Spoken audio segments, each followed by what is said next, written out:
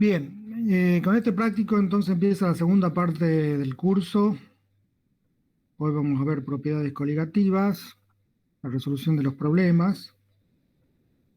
Esta parte siempre es un poco más, no diría complicada, pero requiere entender nuevos conceptos y por ahí cuesta un poco más. Así que mi sugerencia, como siempre, es seguir practicando los problemas, que los hagan ustedes por su cuenta y así la forma de aprender. Hoy vamos a ver entonces propiedades coligativas, después sigue termodinámica, equilibrio químico, equilibrio iónico y terminamos con electrólisis y pilas. Y la semana del parcial sería la del lunes 22 del 11, hasta el viernes 26 del 11. Esa semana sería la del parcial. Ustedes ya tuvieron el primer parcial, las notas las van a tener el lunes. Y el otro viene el segundo parcial, entonces la semana del 22 del 11. Luego de eso vienen las recuperaciones para aquellos que no aprobaron ya sea uno o los dos parciales. Y bueno, también tienen el tema de los laboratorios que ya se les avisará cuando empiecen, ¿sí? Eso también tiene una evaluación del laboratorio y con eso se regulariza la materia. El segundo parcial también es práctico, ¿verdad? Perdón, no escucho. Sí, el ¿Puedes segundo repetir? parcial también es práctico.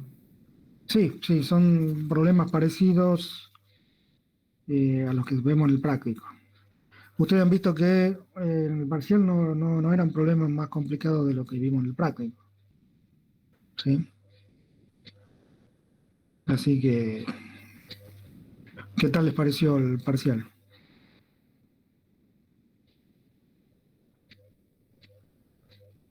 El último de gas se me complicó un poco a mí. Ujú. Pero en general, digamos, son conceptuales, nada más complicado de lo que vimos. No, eran muy parecidos a los del TP, digamos. Claro. Pasa que, bueno, por ahí algo nuevo, por ahí se puede, digamos, complicar un poquito, pero como cualquier problema. Pero, digamos, y creo que el tiempo estaba bien para hacer los 4 problemas. Bien, bueno, vamos entonces a avanzar con el práctico nuevo, propiedades coligativas. Son propiedades que tienen que ver con el número de partículas que se encuentran en una solución. Ustedes ya lo habrán visto en la teoría. Y les voy a explicar acá el concepto de el equilibrio líquido de vapor y que es el concepto de la caída de la presión de vapor debido a un soluto en un solvente. Entonces, fíjense, si tenemos un solvente encerrado en un recipiente totalmente sellado y lo tenemos a una temperatura determinada, Profe, sí, no está compartiendo pantalla. perdón, en general siempre lo pongo al comienzo para compartir y hoy no lo puse.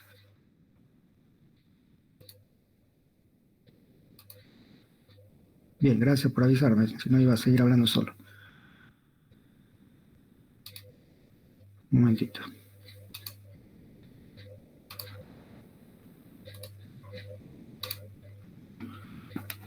Bien, ahí la estarán viendo entonces. Entonces, si tenemos un recipiente totalmente cerrado, en donde está un líquido solvente, que puede ser el agua. Si lo tenemos a una temperatura determinada, el líquido se va a evaporar ocupando el espacio vacío y va a generar una fase vapor hasta que llegue a un equilibrio entre la fase líquida y la fase vapor. A esa fase vapor, si podemos medir la presión, esa sería el equivalente de la presión de vapor de ese líquido. Ahora, si resulta que a ese solvente yo le agrego un soluto no volátil, que puede ser, por ejemplo, el cloruro de sodio o cloruro de potasio, una pequeña cantidad que se disuelva en ese solvente formando una solución, ahí vamos a tener una fracción molar del solvente que la vamos a llamar X1 y una fracción molar del soluto que la vamos a llamar X2. ¿Sí? ¿Qué sucede entonces cuando tenemos una introducción de un soluto en un solvente? ¿Qué sucede con la presión de vapor?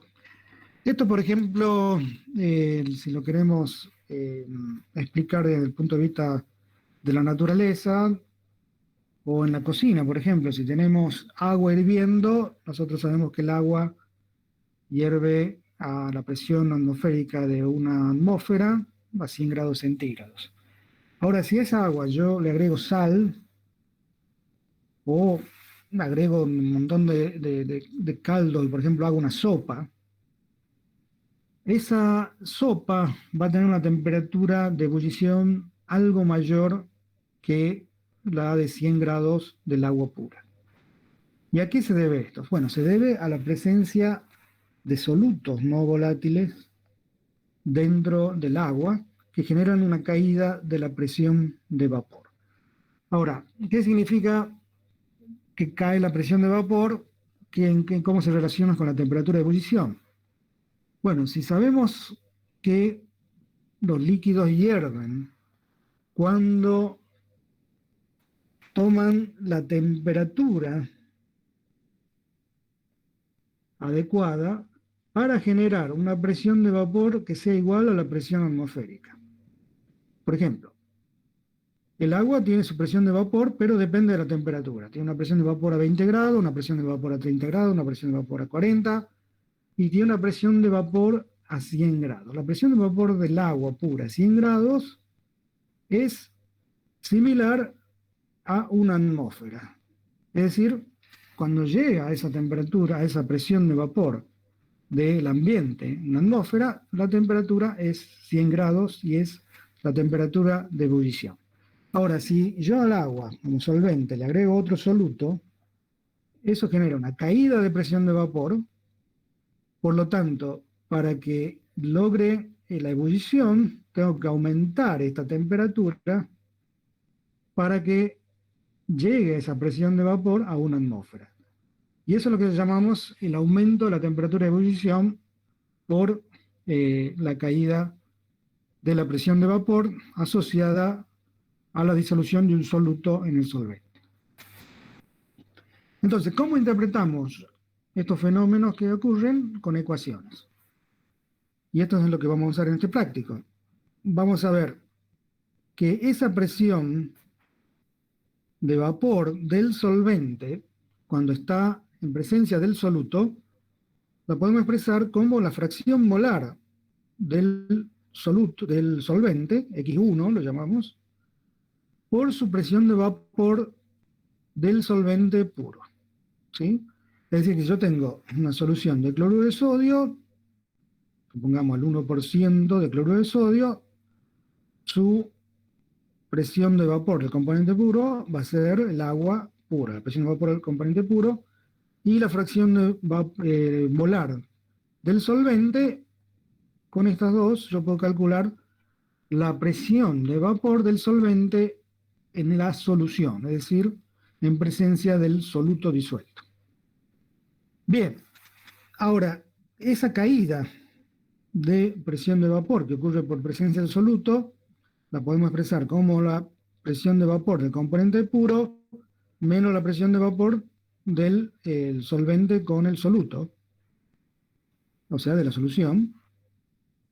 Y podemos expresar de que eso es igual a X2, es decir, la fracción molar del soluto por la presión de vapor del componente puro. Es decir, el delta P, que sería la caída de presión de vapor, o sea, yo tengo la presión de vapor del solvente puro, cuando le agrego el soluto, esa presión de vapor cae, y esa caída, delta P, es lo que le puedo calcular con la fracción molar del soluto, es decir, la cantidad de soluto que puse por la presión de vapor del componente puro. Esa caída de presión de vapor se asocia a un aumento de la temperatura de ebullición, como les explicaba recién. Si la presión de vapor de la solución disminuye, tengo que aumentar la temperatura para que la presión de vapor de la solución llegue a la presión ambiente.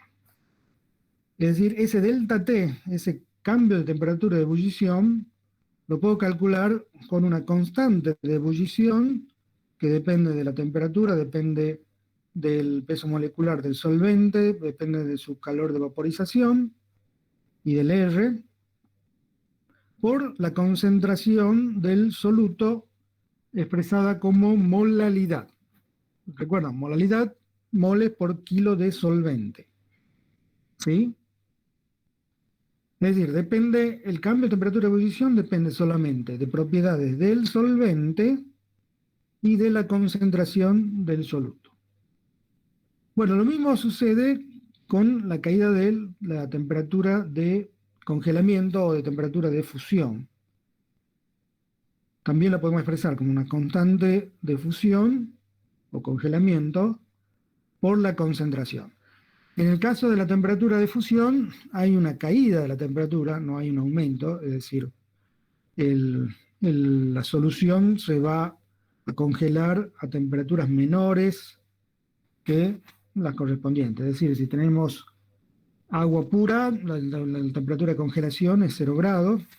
Ahora, si tenemos agua con sal, esa temperatura de congelación va a depender de la concentración de la sal, pero va a ser menor a 0 grados, va a ser menos 3 grados, menos 4 grados. ¿Sí? Es decir, hay una caída de la temperatura de congelamiento. En cambio, en la ebullición hay un aumento de la temperatura de ebullición. ¿Está claro ese concepto?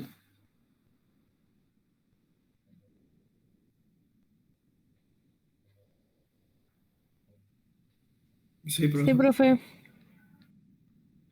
Bien. Y el otro concepto que tiene que ver con propiedades coligativas, que tienen que ver con el número de moléculas presentes de soluto y solvente, es el de presión osmótica. El de presión osmótica es lo siguiente. Para hacer con un ejemplo que ustedes pueden conocer, ahora que hay frutillas, por ejemplo, si uno quiere hacer una mermelada de frutilla, ¿qué es lo que hace? Corta las frutillas y ¿qué se le hace? Se le agrega azúcar. Si ustedes esperan 1 hora, por lo menos, van a ver que la frutilla libera agua, o libera jugo, debido a la presencia del azúcar. Es decir, hay un transporte de solvente, en este caso el agua, hacia la zona de mayor concentración de soluto que tiene que ver con la presencia del azúcar. Entonces, supongamos este ejemplo. Si acá tenemos una membrana, ¿sí?, que deja pasar solamente el solvente y no el soluto. Y acá tenemos solvente puro, supongamos agua pura, y solvente más soluto no volátil, que puede ser agua con sal, con cloruro de sodio. ¿Qué va a pasar? Si lo dejamos equilibrar, el agua va a pasar hacia la zona donde hay mayor concentración de soluto. Acá no hay soluto, acá sí es una solución. es decir, el agua se transporta hacia la zona de mayor concentración de soluto o menos concentración de agua. Es decir, el agua se transporta de la zona donde hay más agua a la zona donde hay menos agua. Se transporta y ¿qué va a pasar? Inicialmente van a este nivel de agua y ahora aumentó esta cantidad por la cantidad que atravesó esta membrana y subió el nivel de este recipiente. Esa diferencia de nivel es una altura que si la multiplicamos por la densidad y por la aceleración de la gravedad, nos va a dar una presión, y esa presión es la que llamamos la presión osmótica que ocurre, que es la presión que necesita esta zona para equilibrar la presión con que el agua empuja hacia la otra zona. ¿Sí? Esa diferencia de presión osmótica se calcula en términos de atmósferas de presión con la concentración molar, moles por litro de solvente, por el R que ustedes conocen, con el valor de 0,082 atmósfera litro Kelvin mol, y la temperatura en Kelvin. ¿Sí? Ese concepto es el de presión osmótica y esta es la ecuación para su cálculo. ¿Y se denota con pi? Con pi, sí. Ok. Ahora, como estas características que tienen que ver con la cantidad de soluto, o sea, las propiedades coligativas, tienen que ver con el número de partículas de soluto o la concentración de soluto, hay un factor de corrección, al cual llamamos I,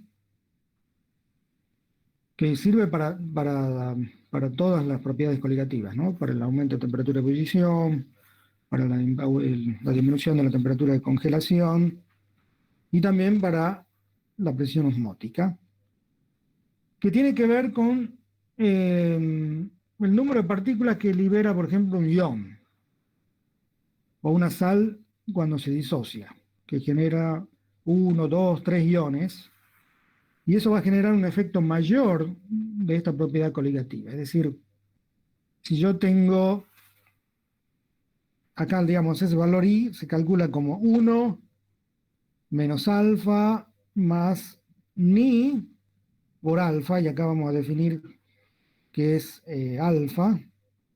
Alfa es el grado de disociación. Yo, como le decía, tenemos una sal que se disocia en sodio positivo y cloro negativo, y si se disocia totalmente, es decir, todo pasa como sodio y todo pasa como cloruro, este alfa es igual a 1. Y se lo llamamos como grado de disociación, y puede tener un valor entre 0 y 1. El valor ni, que está también en esa ecuación de cálculo, es el número de iones en que se disocia el soluto. Es decir, el cloruro de sodio, si lo ponemos en agua, van a aparecer sodios y cloruros. Con lo cual, la intensidad de esa propiedad coligativa se va a duplicar. Y ese es lo que representa este valor de I. Es decir, si yo pongo sustancias iónicas en donde se pueden, al disolverse, se liberan dos iones, dos partículas iónicas, eso genera un mayor efecto de la propiedad coligativa, al cual lo tengo que cuantificar y corregir, y eso lo hago con este valor I. Por eso, para calcular el valor de I, yo primero tengo que saber cómo es el ion, cómo se disocia. Fíjense acá, el valor de I, el alfa, fíjense que acá era 1 menos alfa más ni por alfa. 1 menos alfa, este es alfa igual a 1, porque se disocia todo. El ni es 2, porque tengo dos iones, sodio y cloruro. ¿Sí? Y este es el alfa, perdón, sí, el alfa, y es 1. Todo eso da 2. Entonces, cuando yo tengo una propiedad coligativa, tengo que corregirla con el valor de I. En el caso del cloruro de sodio, ese I va a valer 2. Supongamos que ahora tenemos el carbonato de sodio, ese se disocia como 2 de sodio más un carbonato. El alfa, si se disocia totalmente, es igual a 1. El Ni va a ser 3, porque tengo 2 de sodio y 1 de carbonato. Por lo tanto, esto va a ser 1 menos alfa 1 por 3 por alfa, y el I es igual a 3. ¿Sí? Ese es el valor que se va a corregir, ya sea en la presión osmótica, en la temperatura de ebullición o en la temperatura de congelamiento. Bien, ¿está claro entonces?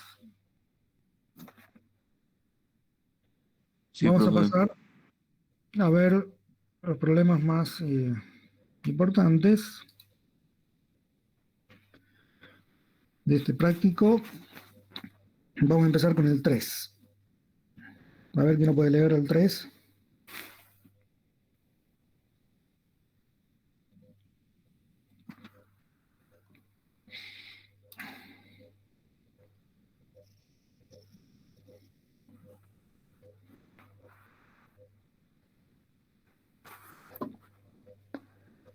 A ver, Lourdes, Maro. A ver, Lourdes. Bueno, profe. El benceno C6H6 puro hierve en las condiciones ambientes a 80,1 grados centígrados. Al disolver 0,504 gramos de una sustancia no volátil no iónica en 42 gramos de benceno, la temperatura de ebullición se eleva a 0,175 grados centígrados. Calcular el valor de que para el benceno, sabiendo que su valor latente de vaporización por el gramo, ¿qué dice ahí?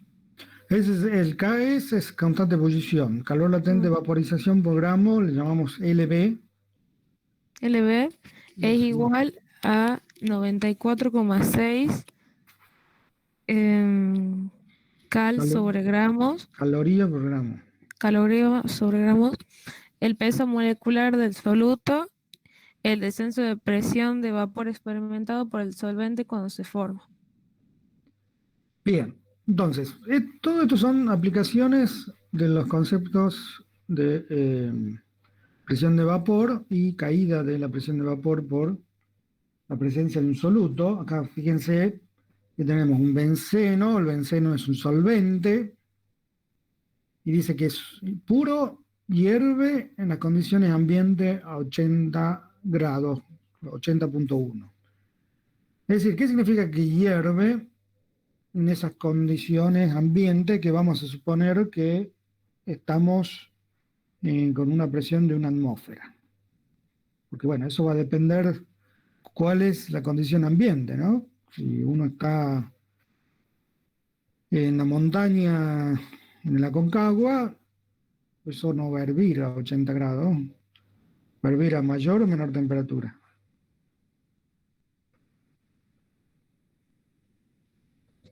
¿Quién me puede ¿Menor? contestar eso? ¿Mm? ¿Menor? Va a hervir a menor temperatura. ¿Por qué va a hervir a menor temperatura en la Aconcagua, que mide 6.959 metros? Porque a esa altura la presión atmosférica es mucho menor que una atmósfera. Por lo tanto, la presión de vapor del benceno va a lograr tener esa presión de ambiente que hay en la Aconcagua con una menor temperatura. Por lo tanto, cuando la temperatura sea lo suficiente para que esa presión de vapor del solvente sea igual a la presión ambiente en el Aconcagua, esa va a ser la temperatura de ebullición. ¿Sí? Cuando la presión es una atmósfera, la temperatura del benceno para que llegue la presión de vapor a una atmósfera es 80,1 grados. ¿Bien? Entonces, si ahora el benceno le disolvemos, el solvente puro, le disolvemos 0,504 gramos de una sustancia no volátil, no iónica, en 42 gramos de benceno. Es decir, estamos agregando un soluto al benceno, un soluto que se disuelve en benceno, y ahora la temperatura de ebullición se eleva 0,175 grados centígrados. Se eleva, ¿por qué? Porque la presencia del soluto hace que la presión de vapor de esa solución ahora sea menos que una atmósfera, sea menos que la presión de vapor donde está produciéndose la ebullición. Pero ahora necesita mayor temperatura para lograr esa presión de vapor, por lo tanto aumenta 0,175 grados. Entonces lo que se pide ahora es el valor de la constante de ebullición para el benceno, sabiendo que su calor latente de vaporización por gramo es igual a 94,6 calorías por gramo.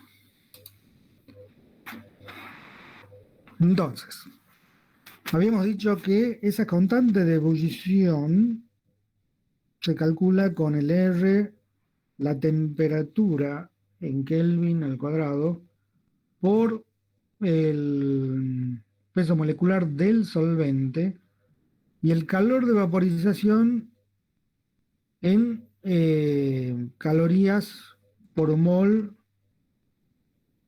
o en este caso puede ser joule por mol también, y sobre 1000. ¿Sí? Bien, tenemos todo para calcular esa constante. Vamos a poner el R en el sistema internacional en joule Kelvin mol. La temperatura de ebullición, que es 80,1, pero la ponemos en Kelvin al cuadrado. La masa molar del benceno, que es el solvente, 78,1 gramos por mol. Y esta calor de vaporización por mol lo tenemos que expresar en joule.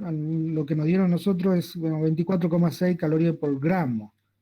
O sea, calor que cuando se vaporiza, ¿cuánto calor necesita entregar al solvente por gramo para que se vaporice? Eso hay que pasarlo a joule. Fíjense que acá ponemos una caloría es equivalente a 4,18 joule.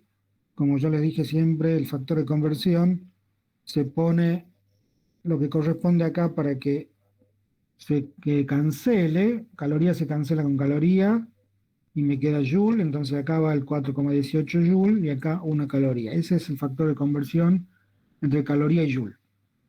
Y luego tengo que transformar gramos a mol.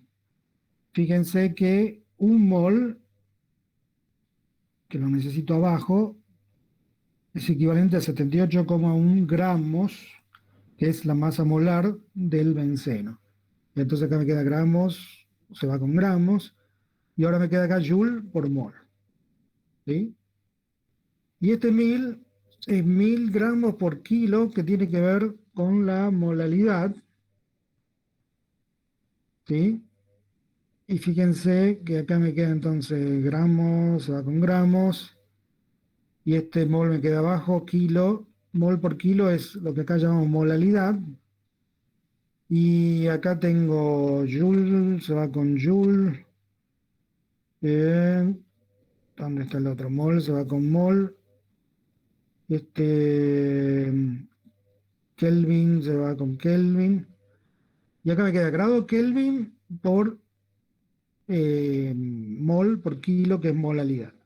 Y esto sería grado, puede ser grado Kelvin, grado centígrado, porque es en delta C, delta de temperatura, y los delta de temperatura son equivalentes en grado Kelvin o grado centígrado. No así en grado Faraday, ¿sí? Porque ahí ya está, la escala está dividida en 180 y la de Kelvin y grado centígrado en 100. Bien, entonces, ¿Por qué no se pone la C de grado centígrado? se puede poner grado centígrado o grado Kelvin, no puse nada porque puede ser centígrado, es grado centígrado Kelvin. Ah, ¿Sí? Que viene, acuérdense que el delta T de ebullición es igual a la constante de ebullición por la molalidad. Es decir, las unidades de la constante de ebullición es grado centígrado, grado Kelvin por molalidad o por mol por kilo. Bien, el punto B, ¿a qué corresponde? Peso molecular del soluto. Bien, entonces sabemos que el aumento de la temperatura de ebullición es el KE por la molalidad del soluto, ¿sí? De la molalidad del soluto, es decir, son los gramos de soluto disueltos dividido en la masa molar del soluto por 1000 sobre los gramos de solvente por la constante de ebullición.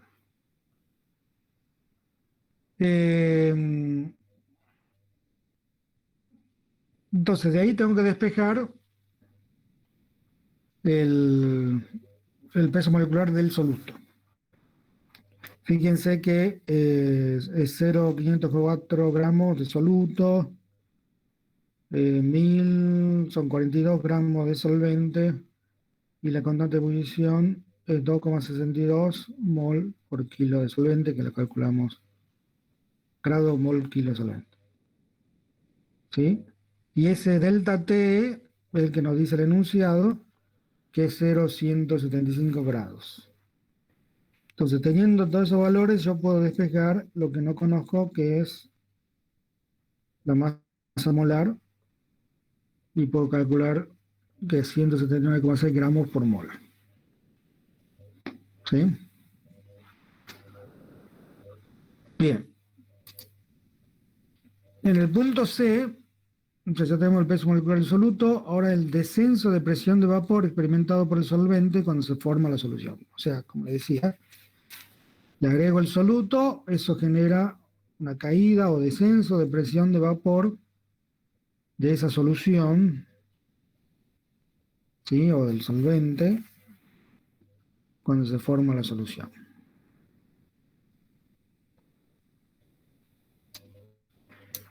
Entonces, esa caída de presión, descenso de presión, la calculábamos con la fracción molar del soluto por la presión de vapor del solvente puro. La fracción molar del soluto es el número de moles solutos sobre el número de moles totales, N1 más N2, por la presión de vapor del solvente puro.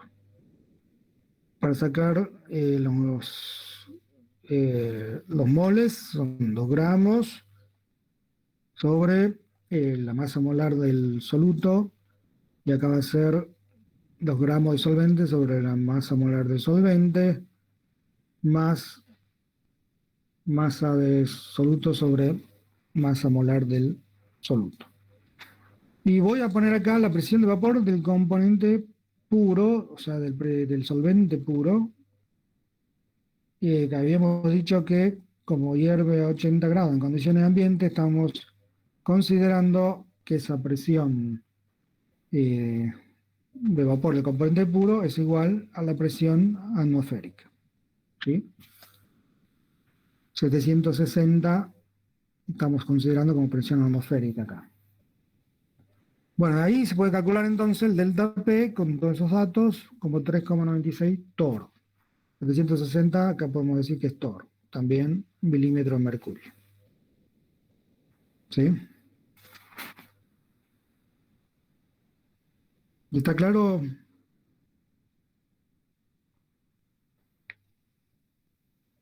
Sí, profe. Bien.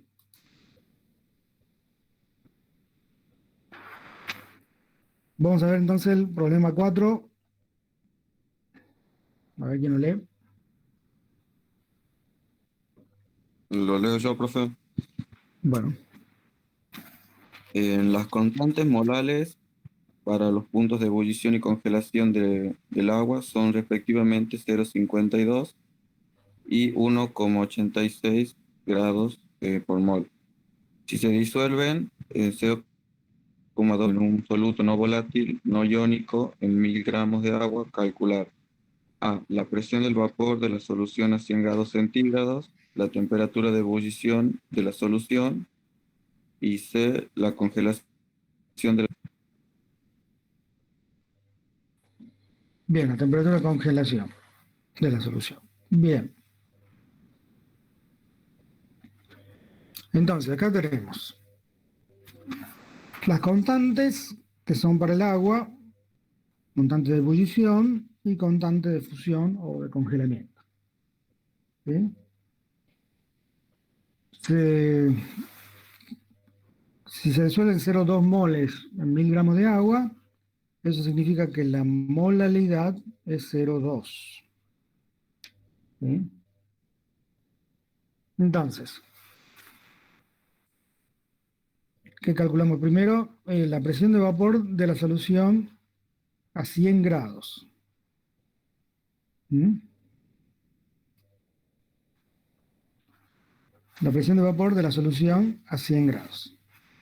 Bueno, esa presión de vapor la podemos calcular con la fracción molar del solvente por la presión de vapor del componente puro del solvente puro. ¿Cuál es la fracción molar del solvente? Y bueno, es los moles del solvente sobre los moles totales, y eso es igual a los gramos de solvente sobre molécula de solvente. Acá ponemos los 1000 gramos sobre 18, que es la masa molar del agua. Este es 0,2, son los moles de soluto. Y acá 1000 sobre 18, lo del agua. Y entonces la fracción molar es 0,9964. O sea, es apenas abajo de 1. Eso significa que es muy poca la cantidad de soluto. Y esa presión de vapor entonces va a disminuir 0,9964 por la presión de vapor del componente puro, 760. Va a ser 757,3 torr. ¿Sí? Después, la temperatura de ebullición de la solución. Bueno, ¿cómo calculamos esa temperatura de ebullición? Con la ecuación constante de ebullición por la molalidad del soluto. Esa constante de ebullición es dato, la molalidad del soluto es 0,2 molal. Y fíjense, lo que obtenemos acá es el delta de T, es decir, cuánto aumenta la temperatura de ebullición con esa concentración del soluto. Pero para saber la temperatura de ebullición, le tengo que sumar la temperatura de ebullición del componente puro más el delta T. Por eso acá está 100,104, porque 100 más 0,104 que es la que calculé con esto. Fíjense que lo que calculamos acá es un delta de temperatura de ebullición, es decir, la diferencia que tiene que ver con el aumento de la temperatura de ebullición de la solución, cuando tengo la presencia del soluto. Para saber la temperatura de ebullición le tengo que sumar ese aumento a la temperatura original del solvente puro. Bien, entonces el punto C es calcular la temperatura de congelamiento de fusión, es la constante de fusión por la molalidad. Esto es dato, la molalidad 0,2, y vuelvo a calcular un delta T, 0,372 grados centígrados. Ahora, el soluto acá lo que ocasiona es una caída de la temperatura de fusión. Por lo tanto, para saber la temperatura de fusión, tengo que considerar la temperatura de fusión original del solvente, en este caso el agua, que es 0 grados centígrados, y le tengo que restar esa caída que calculé con esta ecuación. ¿Sí? Y eso me da menos 0,372 grados centígrados, es decir, por abajo de 0. Eso significa que cuando tenemos una solución con sal, esa temperatura de congelamiento va a ser menor a la de 0 grados centígrados. Es por eso que en las zonas frías, cuando las veredas se congelan, se agrega sal para que se descongelen. ¿Por qué? Porque a la temperatura normal de congelamiento 0 grados, en la que se congela el agua, está congelado el agua pura, pero si le agrego sal, no va a estar congelada porque va a necesitar una temperatura de fusión menor. ¿Sí? Y entonces se descongela a las temperaturas normales de congelamiento. Bien.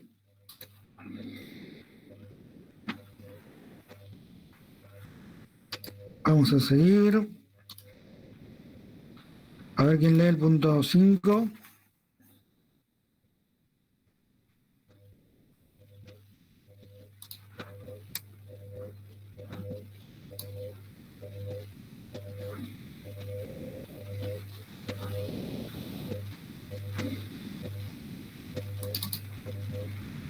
Ya lo leo yo, profe.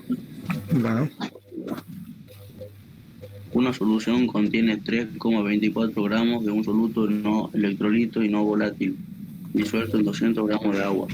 La misma hierve a 100,130 grados Celsius cuando la presión es de 1 atmósfera. Calcula el peso molecular del soluto.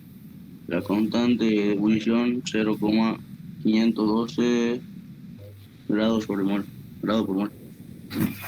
bien. Entonces acá tenemos una solución. Tiene 3,24 gramos de un soluto no electrolito y no volátil. Es un soluto que no genera iones y tampoco se volatiliza, es decir, está disuelto.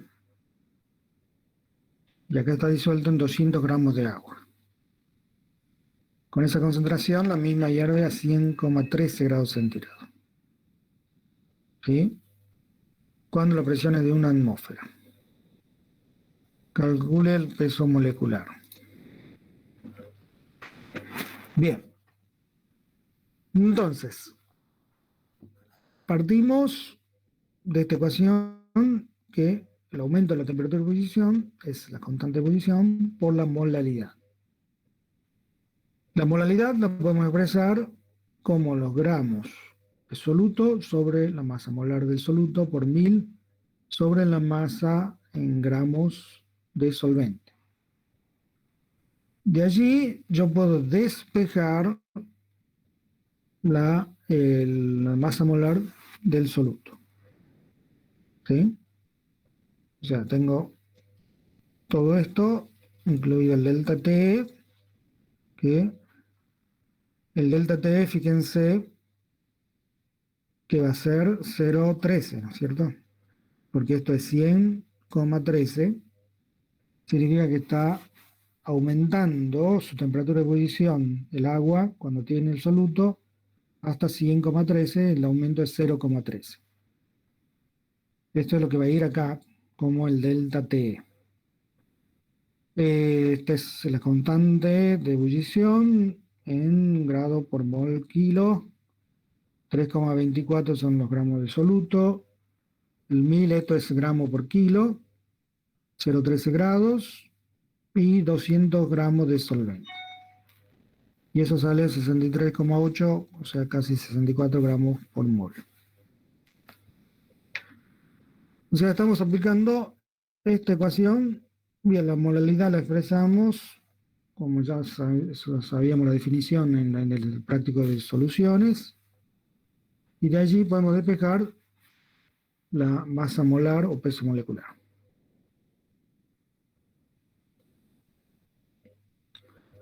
A ver, veamos entonces el problema 6. ¿Quién lo lee?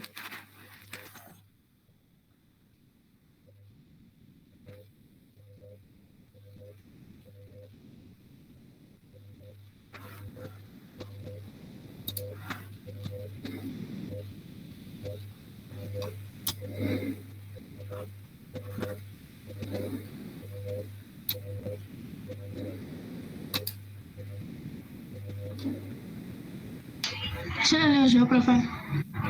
Bueno, Se disuelve 5 gramos de urea en 125 gramos de agua. La urea es un soluto no volátil, no iónico.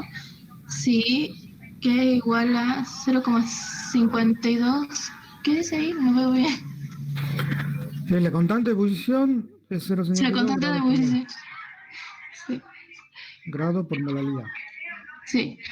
Y la constante igual a 1,86. Y la densidad de la solución es 1,03 gramos sobre mililitros. Determinar para esta solución su temperatura de ebullición y su temperatura de congelación. Y además su presión Presión atómica. osmótica. Bien. Entonces, acá tenemos solvente, 125 gramos de agua, el soluto es 5 gramos de urea y la densidad de esa solución es 1,03 gramos por mililitro. Bien. Entonces, en el primer punto, ¿qué tenemos? Temperatura de ebullición, después temperatura de congelación y presión osmótica. Bien, temperatura de ebullición, delta T cae por M, KE lo tenemos como dato, la molalidad va a ser 5 gramos de urea dividido en su masa molar, son los moles, y los gramos de solvente son 125 gramos de agua por 1000 gramos por kilo. Ese delta T sale 0,346, es decir, que la temperatura de ebullición va a ser la temperatura del agua de ebullición en grados más 0,346 grados centígrados. Bueno, para la temperatura de congelamiento partimos también de lo mismo, esta es la constante de congelamiento o de fusión del agua, 1,86 grados por molalidad, por la molalidad de ese soluto. Esa molalidad del soluto va a ser la misma que calculamos ya para la temperatura de ebullición. Entonces, directamente puedo calcular acá que esa caída de la temperatura de congelamiento es 1,24 grados centígrados. Eso tiene que tener bien claro. Ya, la presencia de soluto hace disminuir la temperatura de congelación, pero hace aumentar la temperatura de ebullición. Es decir que si acá lo calculan en 73 Kelvin, es decir, 0 grados centígrados,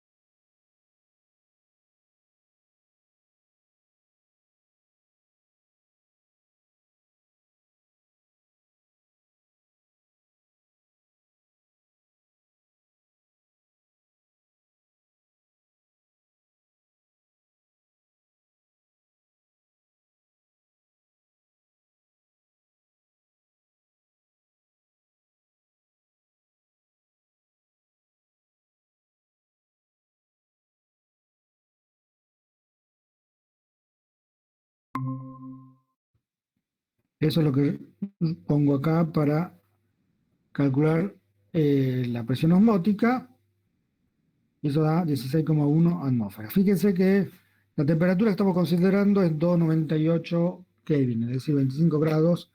Creo que no está como dato eso, así que ahí consideren 298 Kelvin. ¿Estamos?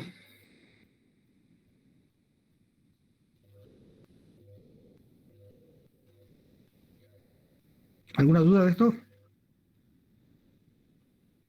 No, profesor. Bien.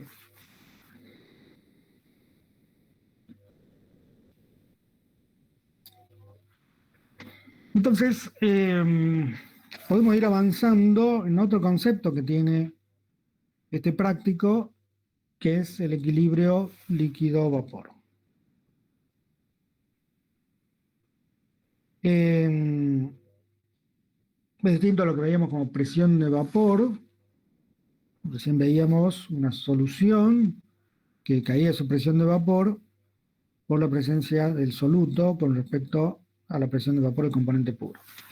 En este caso estamos hablando de un recipiente cerrado donde introducimos una mezcla de dos líquidos totalmente miscibles, como por ejemplo puede ser alcohol y agua, o alcohol y acetona, o benceno y acetona, es decir, dos líquidos que se mezclan totalmente, forman una solución homogénea, y si yo las dejo en este recipiente cerrado, este líquido se va a evaporar, esta mezcla se va a evaporar, y va a generar una determinada presión de vapor que va a consistir de dos presiones parciales que tienen que ver con la composición de esa fase vapor. Cuando se logra el equilibrio, es decir, ya no hay evaporación ni condensación, la fase de vapor y fase líquida están en equilibrio, la presión de vapor del componente, de uno de los componentes que le vamos a llamar A, va a ser igual a la presión de vapor en la fase vapor. Es decir, la presión de vapor en la fase líquida del componente A va a ser igual a la presión de vapor del componente A en la fase vapor. Lo mismo sucede para el componente B. ¿Sí? ¿Cómo calculábamos esa presión de vapor en la fase líquida? Bueno, la calculamos con la fracción molar en el líquido de ese componente, es decir, qué composición tengo en el líquido del componente A por la presión de vapor del componente puro. Es decir, cuando XA, que es la fracción molar del componente A, sea 1, esa presión de vapor va a ser la del componente puro, porque significa que está solamente ese componente. Bueno, lo mismo puede expresar como la presión de vapor para el líquido, como la fracción para el líquido B, como la fracción molar de B por la presión de vapor de B. ¿Cómo calculo la presión de vapor en la fase vapor, en la fase gas? Bueno, como lo calculamos con la fracción molar de la fase vapor por la presión total. ¿Sí? Como se calcula una presión parcial en una mezcla de gases. Es decir, la presión parcial en la fase gas de A va a ser la fracción molar de A por la presión total. Bueno, lo mismo puedo expresar para B. Ahora, esa presión total que tengo en la fase gas, en la fase vapor, como ya lo vimos, es la suma de esas presiones parciales, es decir, la presión de vapor del componente A y la presión de vapor del componente B. Y como si el sistema está en equilibrio, ya habíamos dicho que esas presiones de vapor en el líquido son iguales a la de presión de vapor del componente correspondiente en la fase gas. Y eso es igual a la del líquido, que es expresado como XA por la presión de vapor de A y XB por la presión de vapor de B. Es decir, estas son las ecuaciones con las cuales yo puedo expresar composiciones, presiones de vapor o presiones totales en un equilibrio líquido-vapor. Estamos hablando acá de una mezcla de líquidos totalmente miscibles, que es en un recipiente cerrado, si lo dejamos equilibrar entre fase vapor y fase líquida, va a tomar una composición que la puedo calcular con estas ecuaciones. Esto es siempre que esa temperatura sea constante.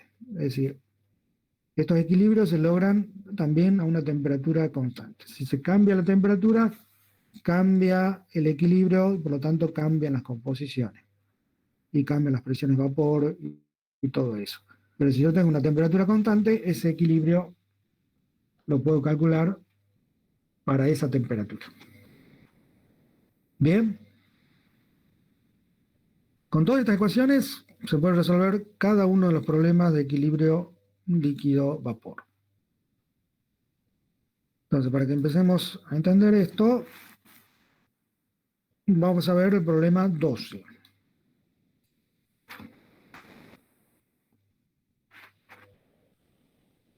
A ver, ¿quién lo puede leer?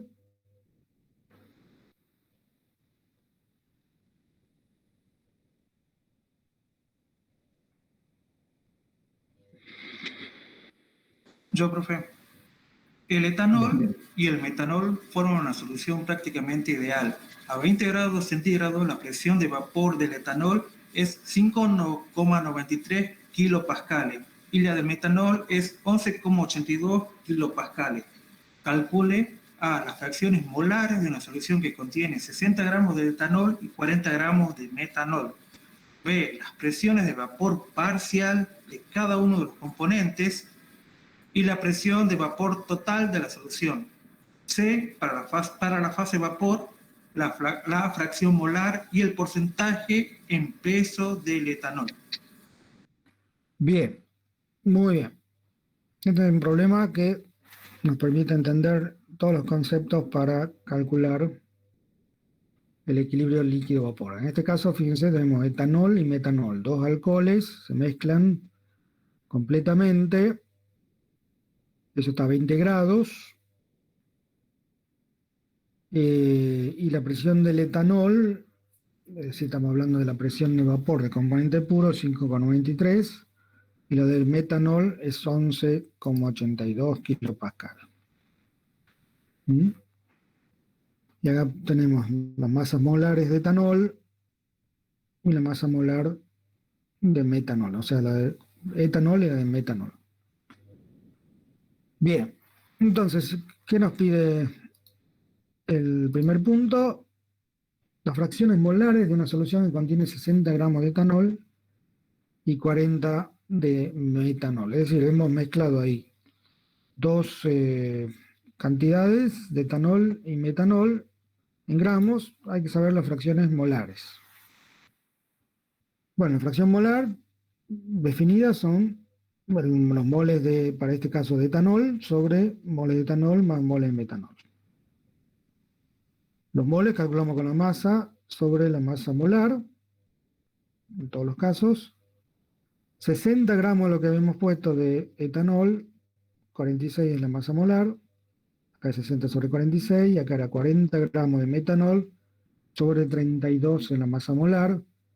Entonces la fracción molar en el líquido es 0,51 para el etanol. Para el metanol va a ser la diferencia entre 1 menos 0,51 porque tenemos dos componentes, es decir, 0,49. Bien. El otro punto dice, ¿cuáles son las presiones de vapor parcial de cada uno de los componentes y la presión de vapor total de la solución? Es decir, nos están pidiendo las presiones en la fase gas, que como están en equilibrio, tiene que ser igual a la presión de vapor en el líquido. Fíjense entonces, la presión de etanol en el líquido podemos calcularla como la fracción molar de etanol por la presión de vapor del etanol. La fracción molar la habíamos calculado y la presión de vapor del etanol puro, esto nos dieron como dato acá. Es decir, ese es el valor de la presión de vapor tanto en líquido como en la fase vapor, la fase gas. Lo mismo podemos hacer para el metanol. Acá va a ser 0,49 y 11,82 la presión de vapor del metanol puro.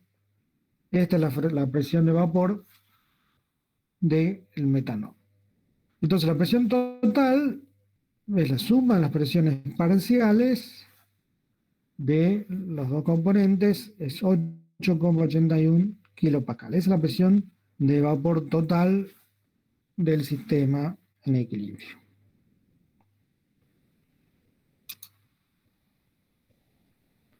Bien. Y para la fase vapor tenemos que calcular la fracción molar y el porciento en peso del etanol.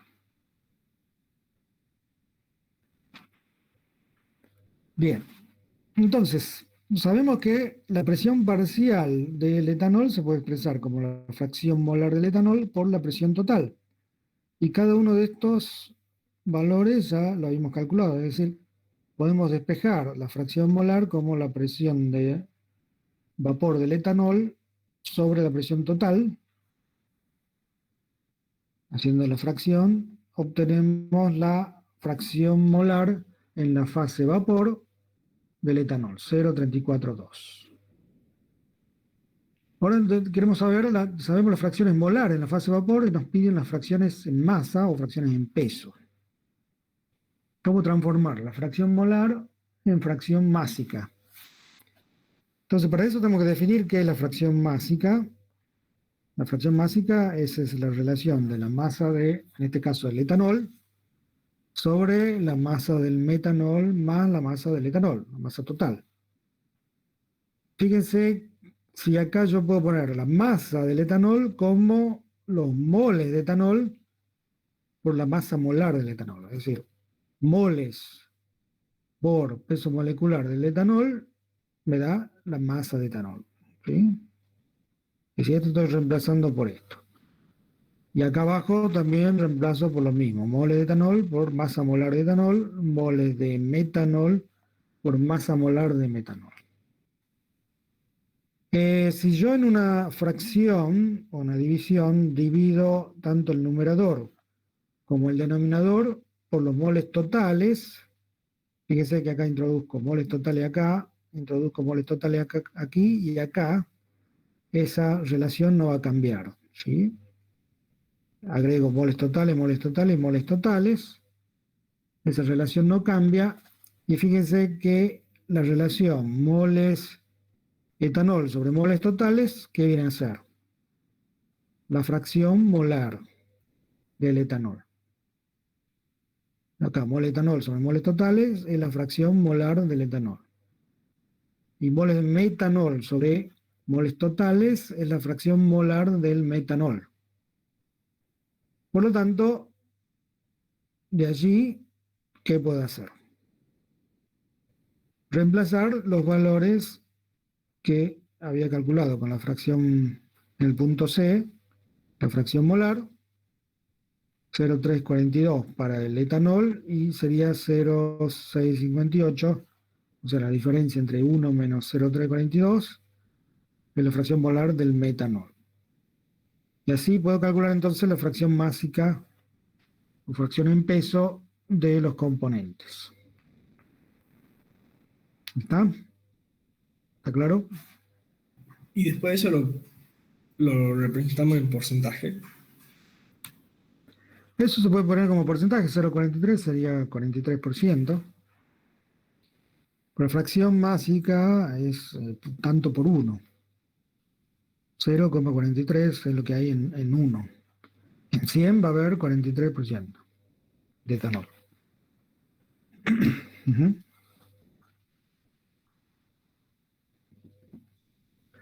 ¿Está claro?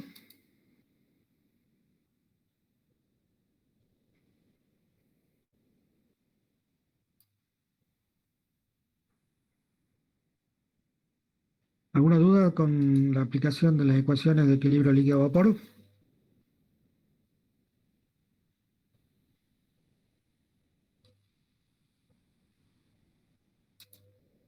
No, profe.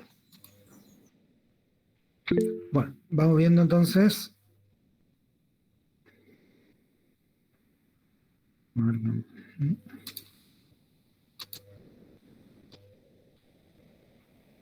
Bien, podemos ver otros problemas.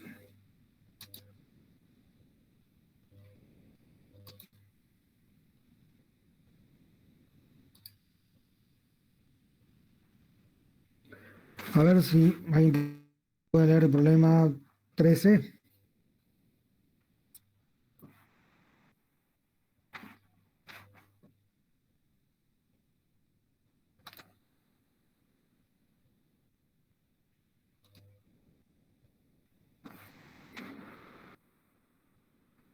Yo lo leo, profesor. Bien. Las presiones de vapor del alcohol metílico y del alcohol etílico a 40 grados centígrados son respectivamente 260,5 torr y 135,3 torr. Calcular la composición de una mezcla líquida supuesta ideal de estos alcoholes en equilibrio a 40 grados centígrados con una mezcla gaseosa equimolecular de estos dos componentes. Bien, acá también tenemos una mezcla de alcohol metílico, es lo mismo que el metanol, y alcohol etílico es lo mismo que el etanol. En este caso está a 40 grados centígrados, y fíjense que nos dan acá las presiones de vapor de los componentes puros a 40 grados. Y calcula la composición de una mezcla líquida ideal en equilibrio a esa temperatura. Y la mezcla gaseosa es equimolecular, es decir, equimolar también podemos decir. Tenemos, digamos, la misma composición molar, ¿sí? Los mismos moles de componente A y componente B. ¿Sí? O sea, la mezcla equimolar gaseosa es los moles de etanol, la fase vapor, son iguales a los moles de metanol en la fase vapor. Por lo tanto, sus presiones parciales son iguales. ¿Sí? O sea, presiones parciales, acuérdense que la presión P por B igual a nRT, tenemos el mismo volumen.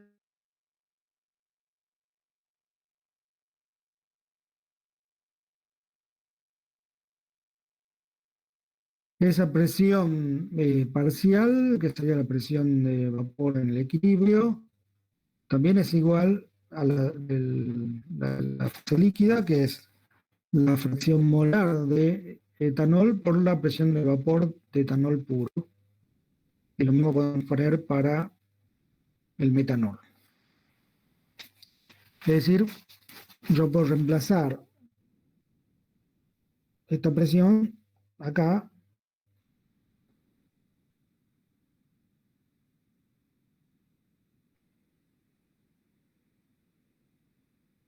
y eso va a ser igual a la de metanol, la fracción molar de metanol, la fracción molar de etanol, multiplicado por la presión de vapor de componente metanol puro. ¿Sí? Es decir, de acá yo puedo despejar la fracción molar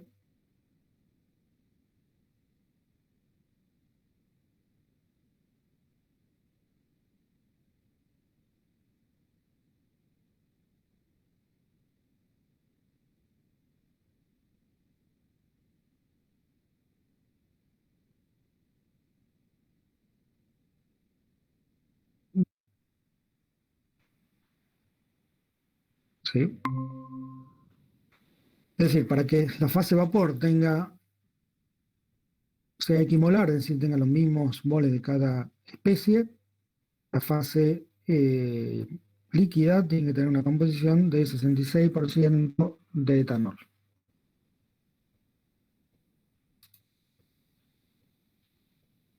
¿Sí? ¿Está claro eso? Fíjense que estamos usando siempre las mismas ecuaciones. La que pusimos en la primera hoja del equilibrio líquido-vapor.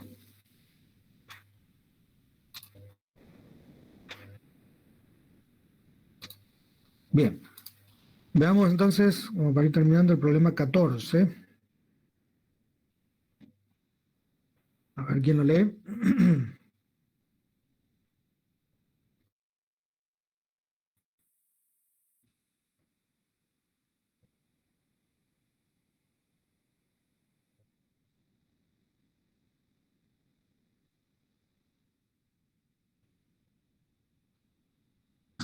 Ya lo veo yo, profe. Bien. A 50 grados la presión de vapor del benceno es 271 milímetros de mercurio y la del tolueno es 92,6 milímetros de mercurio.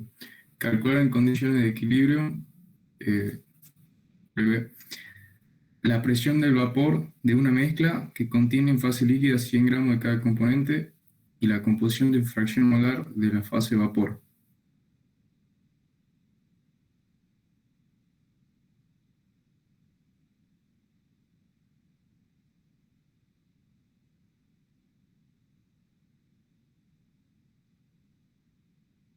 grados, estas son las presiones de vapor del componente puro. Y nos dicen que la presión de vapor de una mezcla ideal que contiene una fase líquida de 100 gramos de cada componente.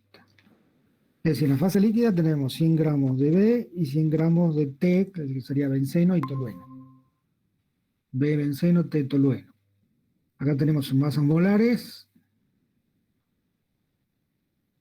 Entonces, la acción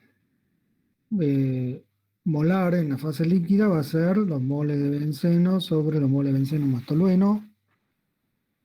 Fíjense que es 100 gramos sobre 78, que es la masa molar, sobre 100 sobre 78, más 100 sobre 92, que es la masa molar del tolueno. Y ahí podemos calcular la fracción molar del benceno. Es decir, tenemos 100 gramos de cada componente y podemos calcular la fracción molar transformando esos 100 gramos de cada uno en moles y haciendo la relación de los moles para obtener la fracción molar. ¿Sí? ¿Qué más tenemos que calcular? Bueno, tenemos la fracción molar, ahora tenemos que calcular la presión de vapor. Entonces, la presión de vapor en la fase vapor, o la presión parcial en la fase vapor, va a ser igual a la presión vapor en la fase líquida porque estamos en equilibrio. Por lo tanto, podemos expresar la presión de vapor del benceno como XB, es decir, la fracción molar en la fase líquida de benceno, por su presión, de fase vapor de componente puro. Entonces la fracción molar que calculamos recién es 0,54, por la presión de vapor del benceno es 271 milímetros de mercurio, y esto queda como 146 milímetros de mercurio. Lo mismo hacemos por el tolueno. La fracción molar va a ser 0,46, es decir, la diferencia entre 1 y 0,54. Y la presión de vapor del tolueno puro es 92,6. Eso es 42,6 milímetros de mercurio. Tenemos entonces ahora las presiones de cada uno, las presiones de vapor de cada uno en la fase gas. La presión total va a ser la suma de esas presiones de vapor, es decir, la suma de estas dos presiones de vapor me da 188 milímetros de mercurio. Y ahora, para saber la fracción molar en la fase vapor, le llamamos I para el benceno. La fracción molar del benceno en la fase vapor va a ser la presión parcial del benceno sobre la presión total.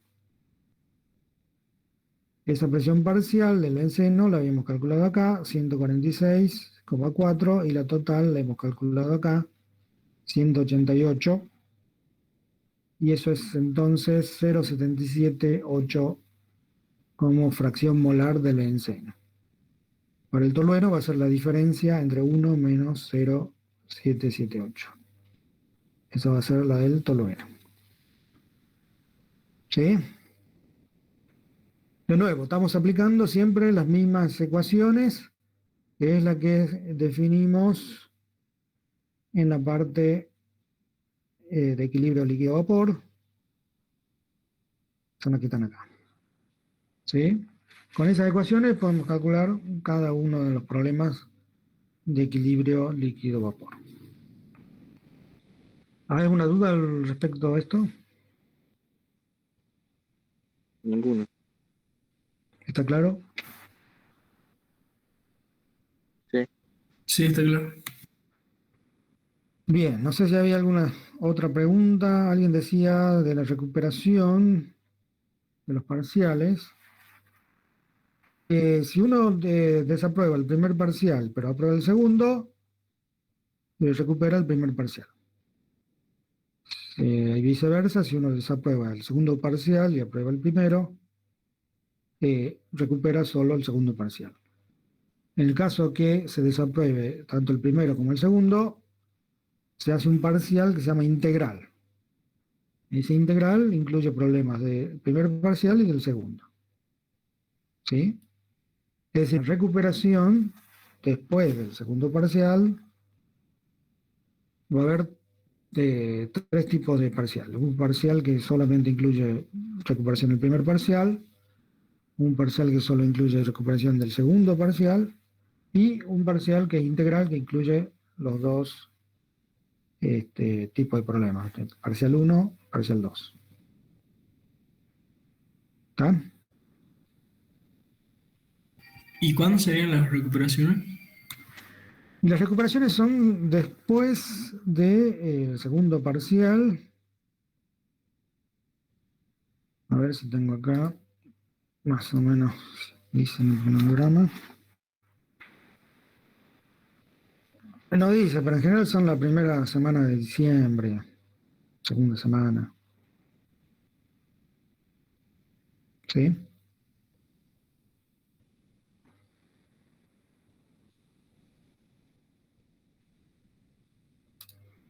¿Está? Sí, profesor. Bueno, mi recomendación es que no se queden con los problemas, sigan haciéndolo al día. Alguien me pregunta si son en febrero. Algunas veces son en febrero. Todavía no está definida la prueba de recuperación, cuándo va a ser, pero eso lo van a saber, digamos, después del segundo parcial.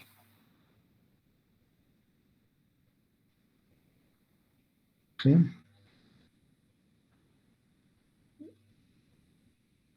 ¿Está?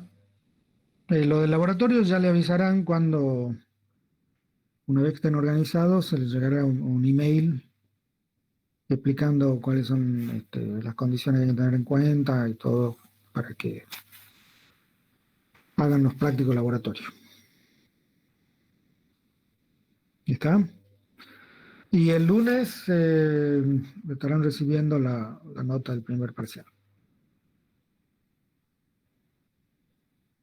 Por correo, profe, manda las notas. En general la cuelgan en el virtual, pero yo les puedo mandar también por el correo en ese mismo momento. ¿Está? Sí, profe. Bien, profe. ¿Alguna otra pregunta?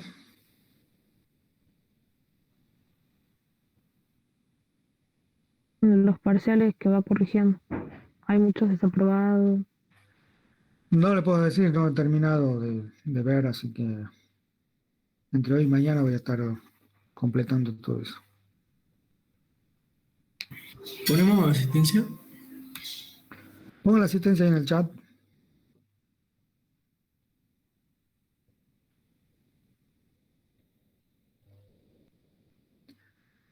Bueno, si entonces no hay más preguntas, la estaremos viendo ya sea en la consulta el martes o el jueves en el próximo práctico.